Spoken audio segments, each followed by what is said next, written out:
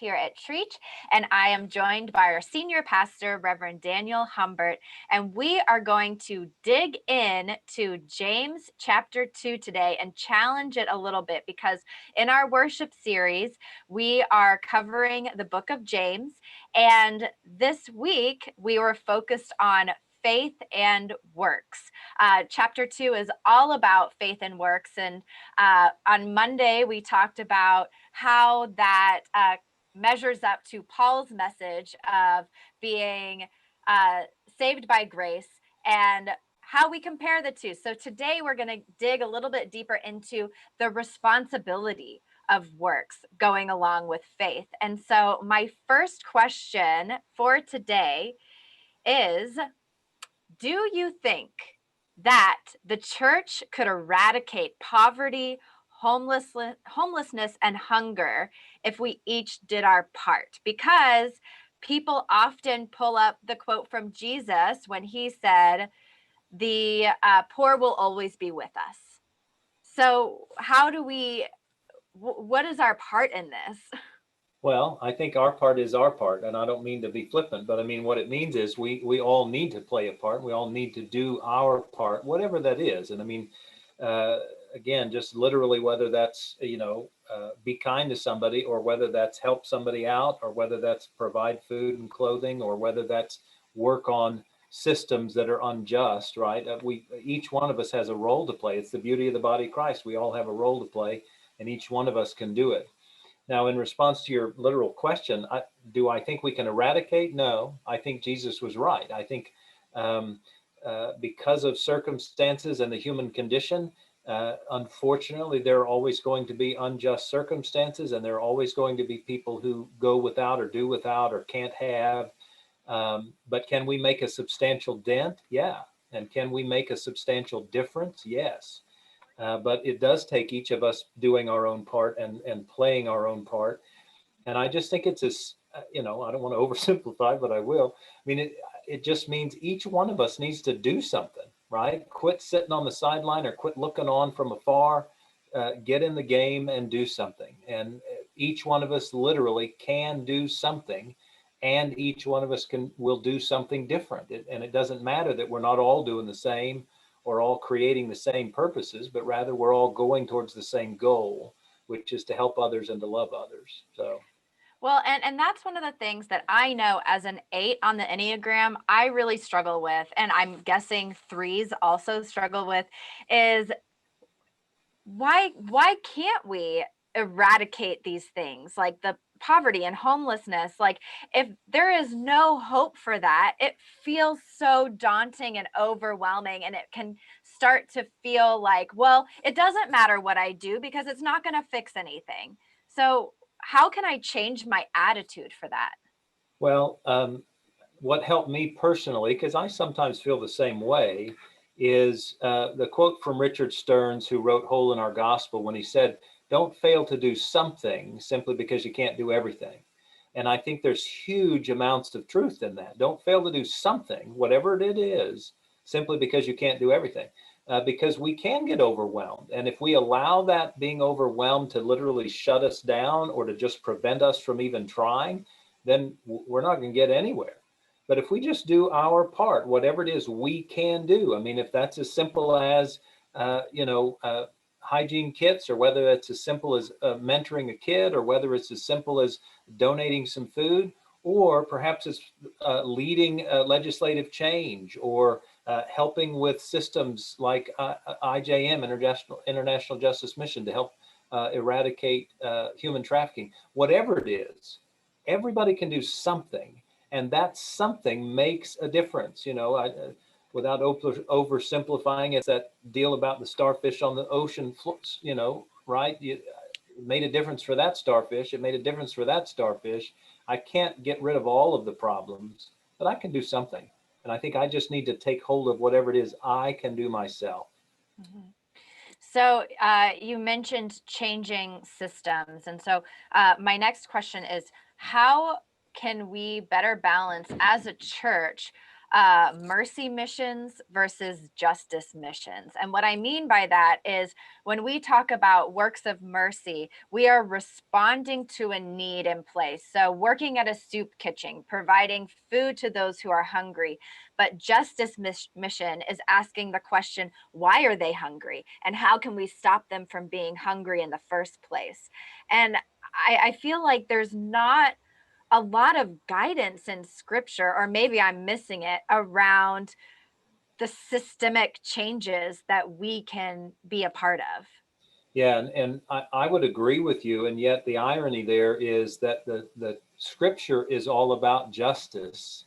And yet we tend to err on the side of, if you will, mercy. And there's nothing wrong with that because mercy and justice are necessary. They're both necessary. But it's easier to be about mercy because I can do something with that, right? I can feed the hungry and I can clothe the naked and I can. And so it's just easier. And so churches, every church I've ever served, and I'm the leader of every church I've ever served in terms of being a senior pastor. I've given over more emphasis and energy and effort towards mercy because it's easier. It's just simpler. I can get in that game. I can make that difference. I can make it happen. And clearly we need to. But we also need to participate in the greater issues of justice, like you point out. And so it's why when we did things like build water wells in Ethiopia or participate with IJM for human trafficking, we also did education around, hey, why is it that people don't have water in their villages? Or why is it that economics drive human trafficking? And so the advocacy and the education was helpful, but we didn't, as a congregation, we didn't do much more than that. But the hope was that if we could at least educate folks, then maybe they would get involved either at the legislative level or on systemic issues that could help alleviate that. But we can't do any of that until we know the why, right? I mean, as you point out, that gets at the purposes of the justice issue. And I think, unfortunately, it is a part of our human condition that we rarely want to know the why, right? Because, again, I can just feed that hungry person or I can just give some water and I've done my part, versus asking the question, well, why are these groups of people hungry and why is this happening to this group of children, right, in trafficking or whatever? It's harder. It's harder to ask the question. It's harder to answer the question. And it's harder to take action on alleviating those systemic problems. Mm-hmm. So, yeah, it was something that was pointed out to me, and it's always had, it's very much resonated with me. I was listening to a sermon from Reverend Rachel Bachman of Oaklawn, and she was talking about the feeding of the 5,000 and what an amazing miracle it was that Jesus was able to feed 5,000 people. But she put at the end, but maybe one of the questions we should be asking is why were 5,000 people without lunch that day? Why were 5,000 people hungry to begin with? And I had never even considered that. And it really sparked a drive in me for those justice oriented missions. Yeah, that's great. And, we have, for instance, in our own congregation, a person who, because of the partnership we entered into with IJM, he now actually goes and participates in legislative action to help change laws in America, at least, both in the state of Texas and at the national level. So he participates in that and he helps guide those conversations. And that's great. And that's participating at the justice level. Absolutely. So at Trietsch, we are situated in the middle of a very affluent community. And so, well, I think so. But, and as a result of that, we do see higher levels of giving and financial generosity than a lot of other churches are able to receive, which is a wonderful, wonderful thing. But what if I have a lot of money and I'm giving generously? And let's say giving is one of my spiritual gifts, and I'm just constantly opening up my wallet for these missions, but I never actually show up to serve. Is there an issue with that? Yeah. Well, I always say, let's do our part. And for some people, I do believe golly, that might be their part. But I do believe, I teach this when I teach on tithing, and people kind of get glossy eyed a little bit or flabbergasted. But the tithe, that is 10%, comes from the concept of literally giving some of my grain or some of my animal, the first fruits of my labor. And so the tithe was not just about dollars, because it wasn't even about dollars back then. The tithe was literally based in time and talent and treasure. And so when I talk to people about tithing, I talk to them about, golly, we really need to not just be tithing our dollars, we need to be tithing our time. And guess what that looks like? If we were to tithe on our time, that means roughly 16 hours a week.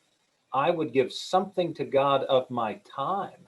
And what about my talent? And so whatever my talent is, or my giftedness in terms of spiritual gifts, how can I give a portion of that over to God so that I can accomplish tasks or I can achieve goals? And so the tithe is not just about money, it's about the whole person.